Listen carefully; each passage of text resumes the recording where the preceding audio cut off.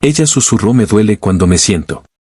El pueblo desvió la mirada, pero un hombre le creyó en el polvoriento asentamiento de Dustwell Creek, donde los secretos festeraban como heridas bajo el calor del desierto.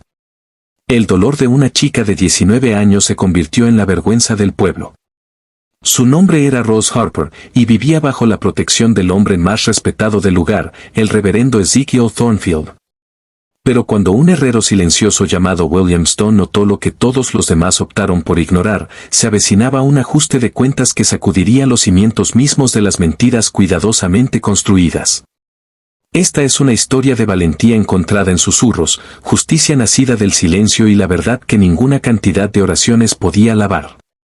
Estás a punto de presenciar cómo la negativa de un hombre a desviar la mirada lo cambió todo, no solo para Rose, sino para una comunidad entera que había olvidado la diferencia entre la fe y el miedo. Quédate, porque lo que sucede a continuación te recordará que, a veces, las voces más silenciosas llevan las verdades más fuertes, y que a veces basta con que una sola persona crea para que el mundo entero cambie. El pueblo de Dustwell Creek despertó lento y polvoriento bajo el oro desvaído de una mañana en Nuevo México. Las campanas de la iglesia aún no habían sonado, pero el aroma a pan de maíz y calor flotaba en el aire como una cortina de silencio. Los edificios de adobe se apiñaban a lo largo de la calle principal como ancianos compartiendo secretos, sus paredes blanqueadas por años de un sol implacable. Los remolinos de polvo danzaban entre los edificios, removiendo recuerdos y arrepentimientos por igual. En el borde del patio de la capilla, Rose Harper estaba de pie con los brazos llenos de pesadas ollas de cocina, su figura pequeña bajo el peso. Tenía 19 años, pero se movía como alguien de doble edad. Cuidadosa, silenciosa, evitando movimientos bruscos como si pudieran traicionarla. Su vestido, alguna vez azul pero ahora desvaído al color del cielo viejo, colgaba suelto sobre su delgada figura. La tela estaba remendada en 3 lugares, cosida con hilo que no coincidía del todo, contando la historia de una vida vivida al margen de la caridad de otros. El aire matutino llevaba el sonido de los gallos despertando detrás de cercas desgastadas, el mugido lejano del ganado, el crujido de los molinos de viento girando perezosamente en la brisa del desierto. Pero había algo más en ese aire, algo más pesado que la promesa de otro día abrasador, el peso de las cosas no dichas, de verdades enterradas más profundamente que los cimientos del pueblo. Dentro de la cocina de la iglesia, la esposa del predicador daba órdenes mientras se limpiaba la harina del delantal. Constance Thornfield era una mujer hecha para mandar. Alta, angulosa, con el cabello gris acero recogido tan apretado que parecía estirar sus rasgos en una expresión permanente de desaprobación. Las mujeres que preparaban la cena del domingo eran ruidosas y rápidas para juzgar, sus voces subiendo y bajando como un grupo de pájaros de voz áspera. Hermana Margaret, esos bizcochos necesitan más sal, ordenó Constance sin levantar la vista de su trabajo. Y hermana Ruth, asegúrate de que los frijoles no se quemen otra vez como la semana pasada. El Señor espera más de sus siervos. Las mujeres se dispersaron como gallinas asustadas, cada una temiendo ser el próximo blanco de la lengua afilada de Constance. Pero Rose se movía entre ellas como un fantasma, sin decir nada, tocando solo lo necesario. Había aprendido hace mucho que la invisibilidad era una especie de armadura, aunque incluso esa protección tenía sus límites. Cuando se agachó para apilar leña cerca de la estufa, hizo una mueca, apenas un suspiro, apenas un sonido, pero fue suficiente. El movimiento fue sutil, casi imperceptible, como una flor cerrando sus pétalos ante una tormenta que se aproxima. Pero el dolor tiene su propio lenguaje, y aquellos que lo han hablado reconocen su dialecto en otros. Una de las mujeres mayores, la hermana Abigail, se detuvo al pasar detrás de ella. Había enterrado a 3 maridos y criado a 7 hijos, y se enorgullecía de conocer los asuntos de todos en Dustwell Creek. Sus ojos, pequeños y rápidos como los de un gorrión, no se perdían nada, o eso creía ella. ¿Por qué te mueves como un potro con una pata adolorida, niña? Preguntó, su voz lo suficientemente alta como para que las otras mujeres la escucharan. Había algo en su tono que sugería que ya sabía la respuesta, pero quería escucharla en voz alta, como un niño que rasca una costra. Rose se levantó lentamente, sus movimientos cuidadosos y medidos. Cuando habló, su voz era seca como las hojas de otoño. Me duele cuando me siento. Solo eso, un susurro. Las palabras flotaron en el aire como el humo de un fuego que se apaga. Por un momento, la cocina quedó en silencio, salvo por el burbujeo de los frijoles en la olla y el sonido lejano de los niños jugando en la calle. Las otras mujeres intercambiaron miradas, rápidas y elocuentes, que decían más que las palabras. El rostro de la hermana Abigail cambió, reorganizándose en una expresión de alegría forzada, su sonrisa demasiado amplia, demasiado practicada, como una máscara usada tanto tiempo que había olvidado el rostro debajo. Bueno, tal vez si no te encorvaras tanto, dijo, su voz brillante con falsa preocupación. Una dama debe mantener una postura adecuada, ¿no es así, Constance? Constance levantó la vista de su trabajo, sus ojos pálidos posándose en roce con el peso del juicio. La chica siempre ha sido delicada, dijo, como si Rose no estuviera allí mismo. Algunas personas simplemente nacen para sufrir más que otras. Eso fortalece el carácter. Las otras mujeres murmuraron su acuerdo, asintiendo como girasoles siguiendo al sol. Volvieron a su charla, sus voces elevándose nuevamente para llenar el silencio incómodo. Nadie preguntó qué quería decir Rose. Nadie quería saber. En Dustwell Creek había preguntas que la gente educada simplemente no hacía, verdades que las personas decentes elegían no ver. Rose volvió a su trabajo, recogiendo las pesadas ollas y llevándolas afuera para fregar en la bomba detrás de la capilla.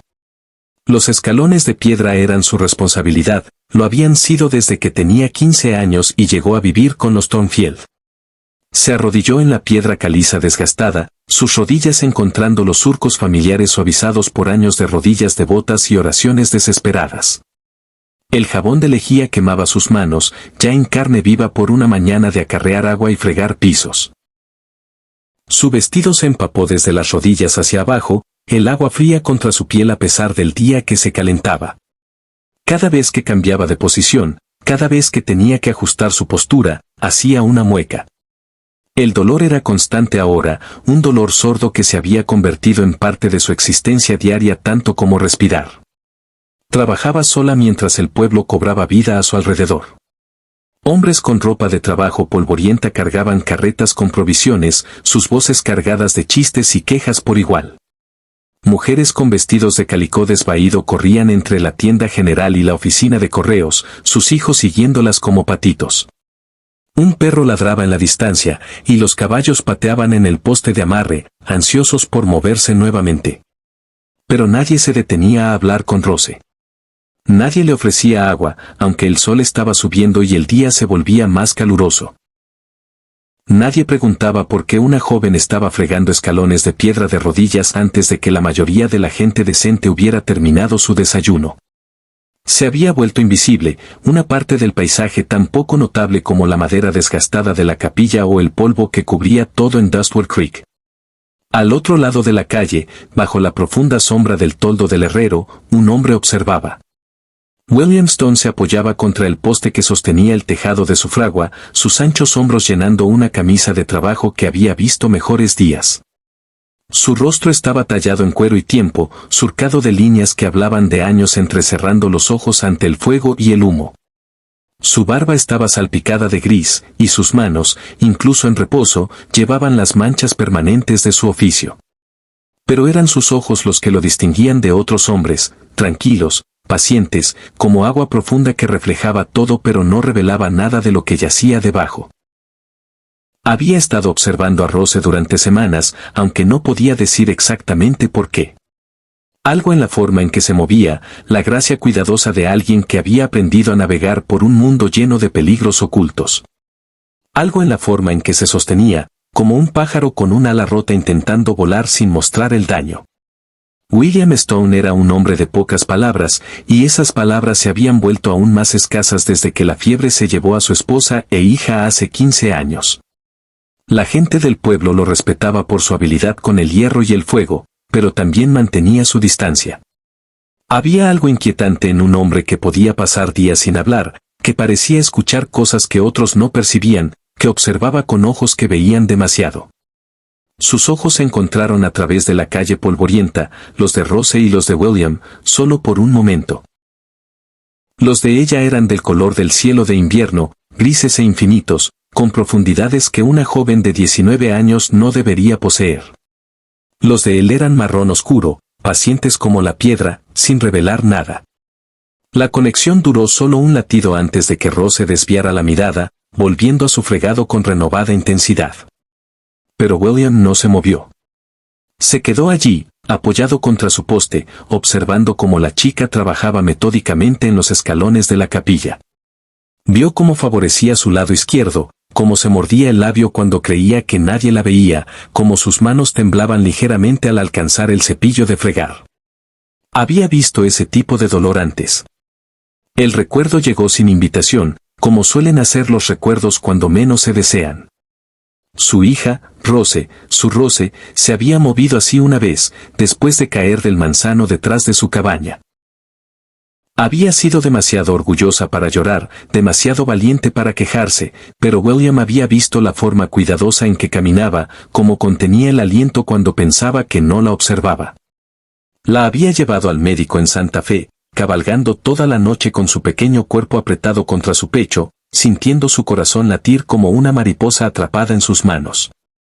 Pero esta Rose, esta mujer adulta fregando escalones bajo el sol de la mañana, no tenía a nadie que la llevara a ninguna parte. A medida que avanzaba la mañana, la gente comenzó a reunirse para el servicio temprano. Llegaban con sus mejores ropas de domingo, a pesar de ser solo miércoles. El reverendo Thornfield celebraba reuniones de oración 3 veces por semana y la asistencia era esperada, no opcional. Los hombres llevaban sus ropas de trabajo más limpias y sus sombreros menos maltrechos. Las mujeres se habían recogido el cabello en moños prolijos y alisado las arrugas de su único vestido bueno. El reverendo Ezekiel Thornfield salió de la capilla como un hombre entrando en su reino. Era alto y delgado, con el cabello plateado que atrapaba la luz de la mañana y una voz que podía llegar al fondo de cualquier congregación. Su traje negro estaba perfectamente planchado, su cuello blanco impecable como papel nuevo. Cuando sonreía, lo que hacía a menudo, sus dientes eran rectos y blancos como lápidas. Era, según todos los relatos, un buen hombre. Había llevado la palabra a Dustwell Creek cuando no era más que un puesto comercial y unas pocas granjas dispersas. Había bautizado a sus hijos, enterrado a sus muertos y casado a sus jóvenes. Había construido la capilla con sus propias manos, colocando piedra sobre piedra hasta que se alzó como un testimonio de fe en una tierra que ponía a prueba la fe a diario. También era el hombre que poseía a Rose Harper. Cuando el reverendo vio a Rose aún fregando los escalones, su sonrisa se ensanchó. La diligencia es una virtud, pequeña, dijo, su voz cargada del calor practicado de un hombre acostumbrado a ser escuchado. El Señor recompensa a aquellos que sirven sin quejarse. Rose no levantó la vista. No habló. Solo siguió fregando, sus movimientos constantes y metódicos como una máquina. Es una bendición, dijo Constance Thornfield, apareciendo al lado de su esposo como una sombra que toma forma. Tan agradecida por el techo que le hemos proporcionado, ¿verdad, Rose? Rose no dijo nada, pero William Stone, observando desde el otro lado de la calle, vio cómo sus hombros se tensaban, como un gato preparándose para correr. Los feligreses entraron en la capilla, sus voces creando un murmullo bajo de comunidad y propósito compartido. Los niños fueron silenciados, los bebés acunados, y las mujeres mayores comparaban notas sobre quién tenía el reumatismo más activo o qué hijo estaba cortejando a la hija de qué vecino. Rose terminó los escalones justo cuando el último de los congregantes desapareció dentro. Recogió sus suministros de limpieza con la eficiencia de una larga práctica, exprimiendo los trapos y vertiendo el agua sucia en el polvo, donde formó parches oscuros que desaparecerían en una hora. Cuando se puso de pie para entrar, William la vio hacer una pausa, una mano presionada contra la parte baja de su espalda. Tomó un respiro profundo y cuidadoso antes de enderezarse y caminar por las puertas de la capilla. El servicio comenzó con un himno, las voces alzándose en armonía que hablaba de esperanza y salvación. Carro William Stone permaneció afuera, apoyado contra su poste, mirando las puertas de la capilla que se habían cerrado detrás de Rose Harper. Se quedó allí hasta que el canto cesó y el sermón comenzó, hasta que la voz del reverendo Thornfield resonó por el pueblo como una campana llamando a los fieles a la oración. Y aún así, William observaba y esperaba, aunque no podía decir que estaba esperando. Dentro de la capilla, Rose se sentó en el banco trasero, sola. El banco de madera estaba pulido por años de cuerpos devotos, desgastado hasta brillar, reflejando la luz de colores que entraba por las ventanas simples. A su alrededor, la congregación se mecía suavemente con el ritmo del culto, sus rostros vueltos hacia el púlpito donde el reverendo Thornfield dominaba. Pero el rostro de Rose estaba inclinado hacia abajo, sus ojos fijos en sus manos, donde descansaban dobladas en su regazo. En sus nudillos había marcas finas, débiles como cicatrices viejas, pero demasiado regulares para ser accidentales. Parecían marcas dejadas por una cuerda, o tal vez por dedos que apretaban demasiado fuerte. Cuando finalmente se acomodó completamente en el banco, un jadeo agudo escapó de sus labios. No fue fuerte, apenas más que un suspiro, pero en el silencio reverente de la capilla, podría haber sido un grito. Algunas cabezas se giraron, los ojos la encontraron y luego rápidamente miraron hacia otro lado, como si su dolor fuera algo indecente, algo que las personas decentes no debían reconocer. La voz del reverendo Thornfield no vaciló, pero su sonrisa se amplió, y habló más alto, ahogando el pequeño sonido de ella en la marea creciente de su sermón. Rose apretó los labios y se obligó a quedarse quieta, aunque cada momento era una agonía. A su alrededor, los fieles asentían y murmuraban su acuerdo con las palabras del reverendo sobre la paciencia y la resistencia, sobre la virtud de sufrir en silencio. Fuera, William Stone finalmente se movió. Caminó hacia su caballo, una yegua bayo robusta con ojos gentiles y un temperamento paciente. No montó, solo la llevó lejos del poste de amarre y comenzó a caminar lentamente por la calle principal.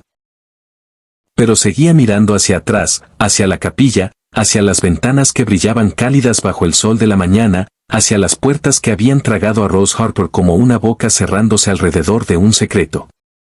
Esa noche, mucho después de que el servicio había terminado y el pueblo se había asentado en sus rutinas vespertinas, Rose se sentó en el suelo de su habitación en el ático de la casa de los Thornfield.